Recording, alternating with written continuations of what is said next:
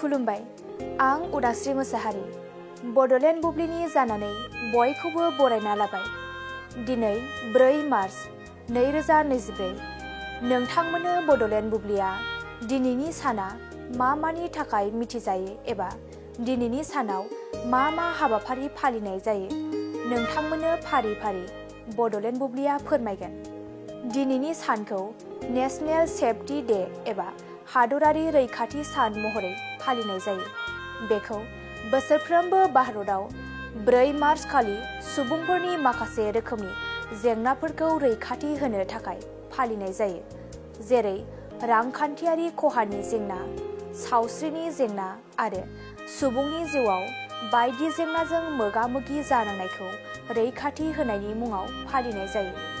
बेनि अनगायैबो दिनैनि सानावनो world tennis day, national grammar day आरो अल इनॉग्रेशन डे महरैबो फालिनाय जायो।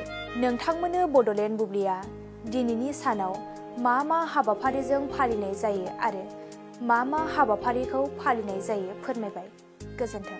क'क्राझार नोगोरनि आर.एन.बी लामाजों थांनाय बागानसालि वार्ड नम्बर 8 आव रायजो राजाफोरनि गोग्गो देहा लाखिनो थाखाय सानजोरां इन्टारप्राइजआ गोदानै जेनेसा वेलनेस प्राइभेट लिमिटेड बेखेवदों। बे सानजोरां इन्टारप्राइज आयुर्वेदिक गलायाव मानसिनाव जानाय गेदेर बेरामनि मुलिफोरखौ मोननो हागोन।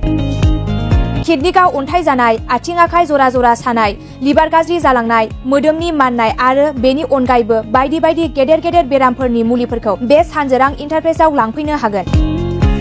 सानजोरां इन्टारप्राइजआव गासै बेरामनि मुलिफोरखौ हलसेल राङावनो लांनो हागोन। सानजोरां इन्टारप्राइज बिगोमाया फोरमायबावनाय बायदिब्ला नैबे 9954157149 जानबुं नाम्बारनि गेजेरजों नोंथांनि गोनांथि जानाय मुलिफोरखौ सुलाद लानो हागोन।